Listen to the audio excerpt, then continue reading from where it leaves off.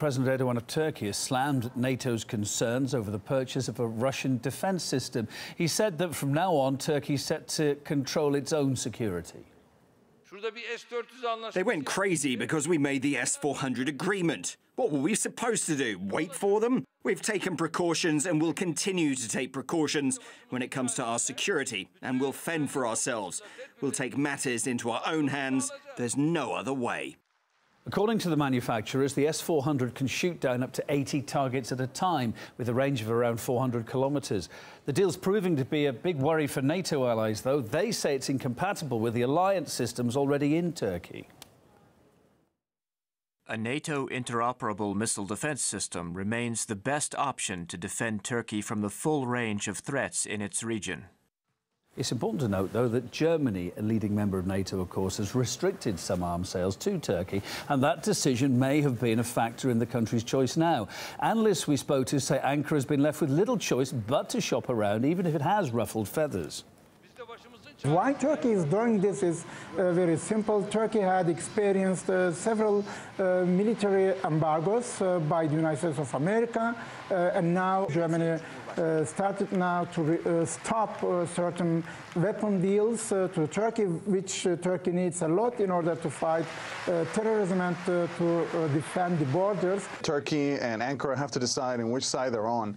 And I think over the past few years, the United States has been, along with NATO allies, a big supporter of the Turkish government, along as supporting their security and stability.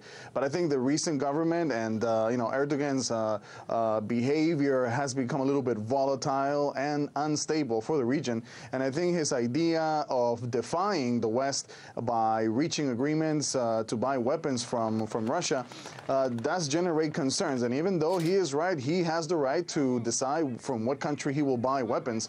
He also has to understand that he's part of an alliance, and that he has to respect certain rules and also regulations that go beyond the fact that he has the right to buy weapons from any country that he chooses. Russia is not the alternative to NATO, first of all. What Turkey is doing is now a search for diversification of defense needs. And the Gulf War first and the second proved once again that Turkey feels concerned what happens on the eastern borders, and at the moment, once again, to get always this feeling that certain European countries, because of political reasons, can